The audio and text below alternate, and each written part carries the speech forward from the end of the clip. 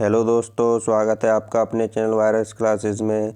आज हम आपके सामने लेखपाल का ग्रामीण विकास लेकर उपस्थित हुए हैं, भाग 1 लेकर, जो कि बहुत ही परीक्षा की दृष्टि से बहुत ही महत्वपूर्ण है। ये प्रीवियस ईयर के प्रश्नों के साथ हम लेकर आपके लिए उपस्थित हुए हैं। चलिए शुरू करते हैं आज से। पहला प्रश्न, एक बिस्वा एक बीघा से क्या अनुपात है? तो क्या कह रहा है, एक बिस्वा का एक बीघा से क्या अनुपात है? आधा होता है, या एक चौथाई होता है, एक दसवां होता है, या एक 20वां होता है? तो देखते हैं आज। तो बिस्वा आधे की, क्या कह रहा है, ये बिस्वा। तो बिस्वा का मतलब क्या हो गया? 20। 20 मतलब एक 20वां भाग हो गया। ठीक है, चलिए अगले प्रश्न को देखते हैं।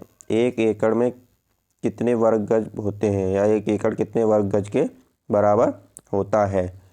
देखते हैं। 4840, 2025, 4425 या 3025। तो देखिए आप लोग, किसके बराबर होता है? एक एकड़ में कितने वर्ग गज होते हैं? कितने होते हैं? इसमें होते हैं 4840 होते हैं। ठीक है, चलिए अगले प्रश्न पे आते हैं। उत्तर प्रदेश में प्रचलित धरातल की माप में से कौन सा सही नहीं है? तो इसमें कौन सा सही नहीं है? देखते हैं।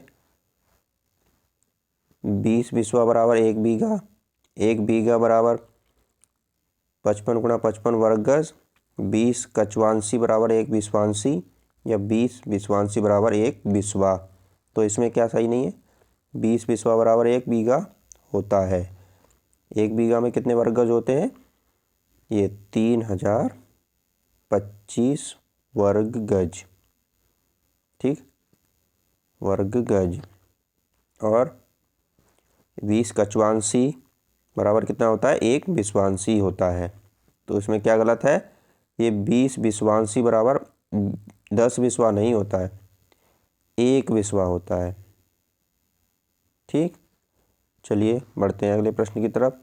एक हॉर्स पावर बराबर होता है 750 वाट, 800 वाट, 700 वाट या 746 वाट। तो ये कई परीक्षाओं में पूछा जाता प्रश्न है।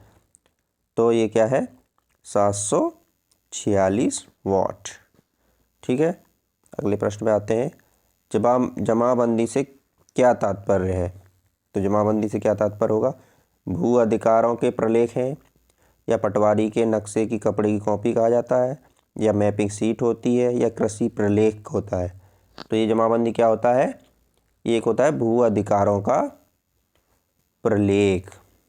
ये भू अधिकारों का प्रलेख होता है, जिसमें सारे ब्यौरे रहते हैं। इसमें ब्यौरा रहता है सारा।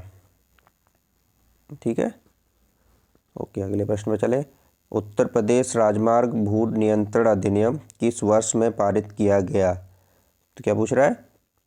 उत्तर प्रदेश का जो राजमार्ग भू नियंत्रण अधिनियम था, किस वर्ष पारित किया गया था? देखिए, 1945 में हुआ, या 1947 में हुआ, या 1952 में हुआ, या 1956 में हुआ? कब हुआ? देखिए आप लोग बताइए, सोचिए क्या हो सकता है। तो इसका क्या होगा? 1945 में हुआ था।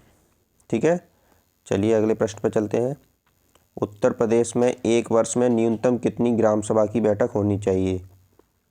तो ये उत्तर प्रदेश में ही नहीं, हर राज्य में एक वर्ष में ग्राम सभा की कम से कम 2 बैठकें होनी ही चाहिए। ठीक है, चलिए, भूमि की पैमाइश का कार्य कौन सा विभाग देखता है? तो भूमि की पैमाइश का जो कार्य है, उसको कौन सा विभाग देखता है? ठीक है, देखते हैं। शिक्षा विभाग, चिकित्सा विभाग, राजस्व विभाग, या भू प्रबंध विभाग? तो देखिए आप लोग सोचिए, कौन सा विभाग देखता है? तो इसमें देखता है, भूमि की पैमाइश का जो काम है, राजस्व विभाग के अंतर्गत आता है। वो लेखपाल व कानूनगों के माध्यम से किया जाता है। तो इसको कौन करता है? लेखपाल करते हैं व कानूनगो। ठीक, अगले प्रश्न पर चले। भूमि का उपयोग करने के एवज में किसानों से वसूल किया जाने वाला टैक्स कौन सा होता है? तो जो भूमि किसान प्रयोग करते हैं उनसे जो सरकार का टैक्स लेती है वो कौन सा टैक्स होता है? आयकर होता है, विक्रय कर होता है, लगान कर होता है या उपकर होता है? तो कौन सा कर होता है वो? किसानों से क्या वसूला जाता है सरकार द्वारा, राज्य सरकार द्वारा? लगान कर। ठीक है। जमाबंदी तैयार की जाती है, तो जमाबंदी तैयार की जाती है, इसको क्या कहा जाता है? Right of records. जमाबंदी का तात्पर्य है राइट ऑफ रिकॉर्ड्स। तो 8 प्रतियों में, 4 प्रतियों में, 2 प्रतियों में या 6 प्रतियों में? तो इसमें क्या क्या होता है? जमाबंदी में होता है भूस्वामी, भू क्षेत्रफल का ब्यौरा होता है उसमें जमाबंदी में। तो इसमें ये कितने में बनवाई जाती है? 2 प्रतियों में बनाई जाती है। ठीक है। चलिए बढ़ते हैं अगले प्रश्न की तरफ।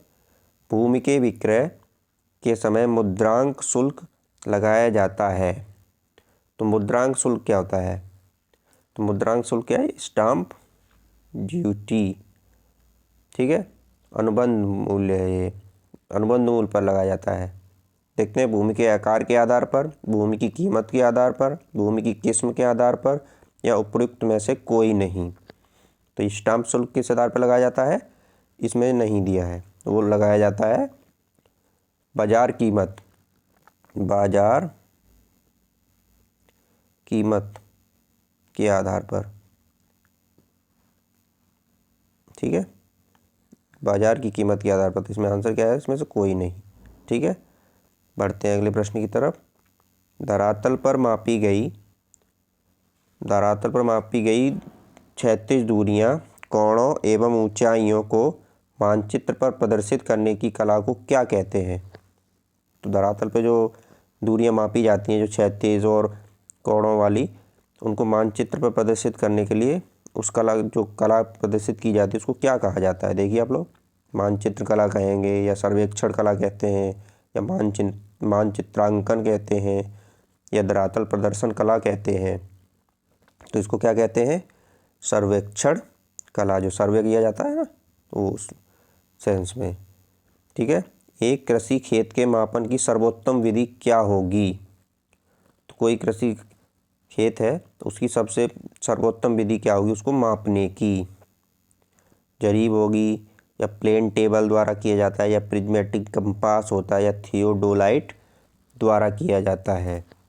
तो क्या हो सकती है? देखिए आप लोग, तो क्या होता है इसमें? जरीब। तो एक जरीब कितने का होता है? 55 गज।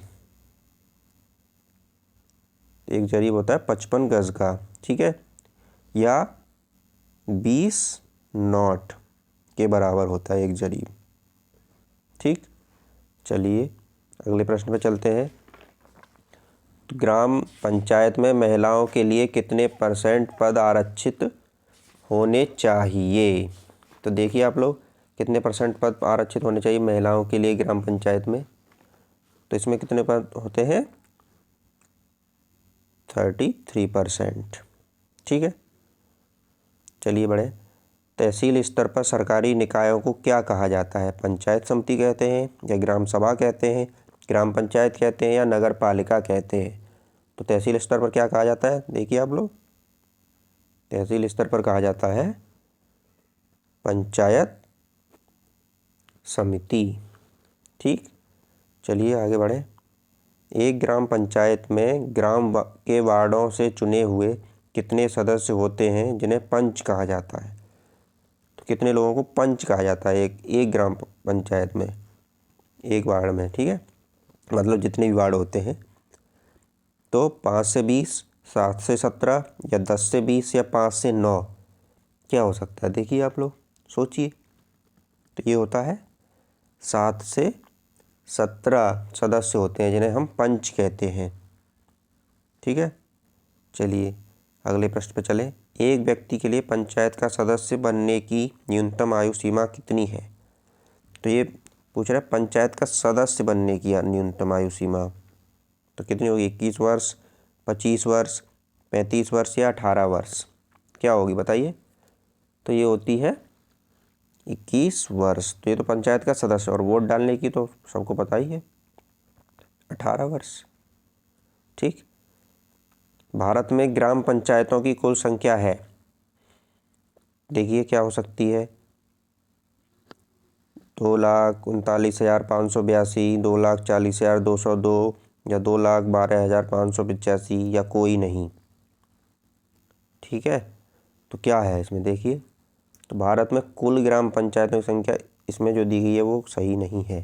तो कुल ग्राम पंचायतों की संख्या कितनी है? 2, 5, 5, 3, 5, 7। ठीक, 2,55,357 है अभी। ठीक है, बढ़ते हैं। उत्तर प्रदेश कितने जिलों में विभाजित है? तो उत्तर प्रदेश कितने जिलों में विभाजित है? 75, 95, 85 या 65? देखिए आप लोग, कितने जिलों में विभाजित है उत्तर प्रदेश? तो ये कितने में है? 75। ठीक है, चलिए आगे बढ़ें। उत्तर प्रदेश के उच्च न्यायालय के मुख्य न्यायाधीश की नियुक्ति कौन करता है? कौन करता है? देखिए, प्रधानमंत्री करता है या राष्ट्रपति करता है, राज्यपाल करता है या सर्वोच्च न्यायालय का न्यायाधीश करता है? तो बताइए कौन करता है? तो इसकी नियुक्ति करता है राष्ट्रपति। उत्तर प्रदेश ही नहीं, किसी भी राज्य के उच्च न्यायालय के मुख्य न्यायाधीश की नियुक्ति राष्ट्रपति ही करता है। ठीक है, अगले प्रश्न पर चलते हैं। उत्तर प्रदेश से राज्यसभा की कितनी सीटें हैं? 40, 31, 62 या 29?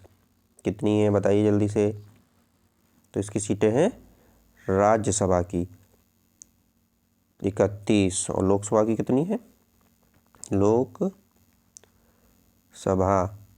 की है 80।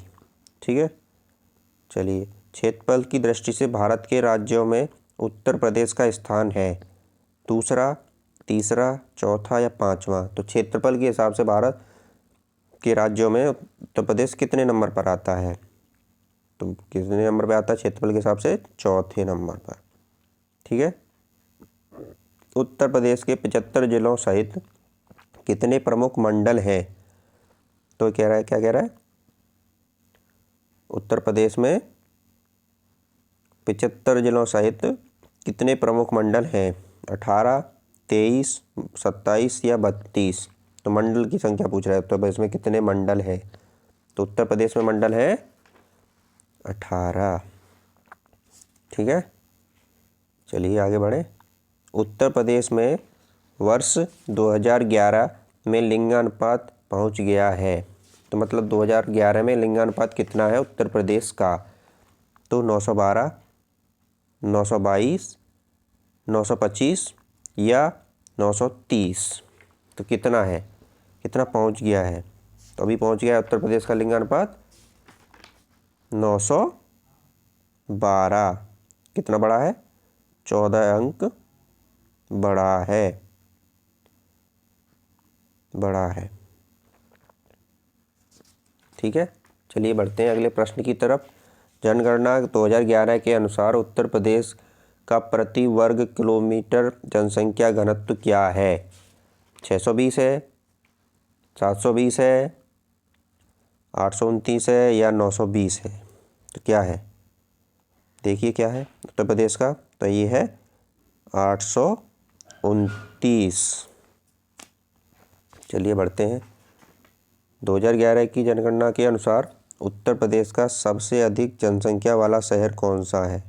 कानपुर है, लखनऊ है, अलीगढ़ है या बरेली है? तो क्या होगा देखिए, उत्तर प्रदेश का सबसे अधिक जनसंख्या वाला शहर है लखनऊ। ठीक है, चलिए बढ़े। कितने प्रतिशत ग्रामीण परिवार की रसोई में मिट्टी के तेल से खाना बनाया जाता है? देखिए 7%, 13%, 1% या 4%? तो अब रसोई में मिट्टी के तेल से खाना बनाने वाले ग्रामीण परिवार कितने परसेंट है? 1%। ठीक है, और संपूर्ण भारत के अनुसार देखा जाए तो और भी रसोई से मिट्टी खाना बनाने वाले पूरे भारत में 1% है। ठीक है। और सभी जबकि शहरी परिवारों का प्रतिशत देखते हैं तो हम 8% है। तो शहरी परिवारों का कितना परसेंट है? 8% है। ग्रामीणों का 1% है। ठीक है। चलिए आगे बढ़े। उत्तर प्रदेश में प्रमुख रेल इंजन संयंत्र कहाँ पर है? मुगलसराय क्षेत्र में, कानपुर क्षेत्र में, अलीगढ़ क्षेत्र में या फतेहपुर क्षेत्र में? तो कहाँ पर है? देखिए उत्तर प्रदेश में, तो ये है मुगलसराय क्षेत्र में। ठीक है। उत्तर प्रदेश में किस प्रकार की मिलें सबसे अधिक संख्या में हैं? तो उत्तर प्रदेश में सबसे ज़्यादा किस चीज़ की मिलें हैं?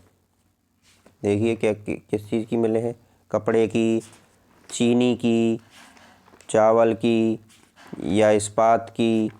किसकी मिलें हैं सबसे ज़्यादा उत्तर प्रदेश में? तो सबसे ज़्यादा उत्तर प्रदेश में मिले हैं चीनी की।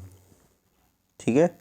चलिए बढ़ते हैं। कौन सा मंडल विश्व के उत्कृष्ट कालीन उद्योगों का केंद्र माना जाता है? मिर्ज़ापुर, देवीपाटन, अलीगढ़ या आजमगढ़? तो कालीन उद्योग का केंद्र कौन सा उद्योग को कौन से को माना जाता है? मिर्ज़ापुर मंडल को। ठीक है। चलिए आगे बढ़ें। उत्तर मध्य रेलवे का मुख्यालय कहाँ स्थित है? झांसी, इलाहाबाद, गाजियाबाद या आगरा? तो कहाँ पर है? देखिए उत्तर मध्य रेलवे का इलाहाबाद। ठीक है। तो दोस्तों आज के वीडियो में इतना ही। मिलते हैं ग्रामीण विकास की अगली सीरीज में। जब तक के लिए आप अगर हमारे चैनल पर नए हैं तो चैनल को सब्सक्राइब करें और वीडियो को लाइक करें, और अधिक जानकारी के लिए हमारे टेलीग्राम चैनल से जुड़े रहें। जब तक के लिए धन्यवाद।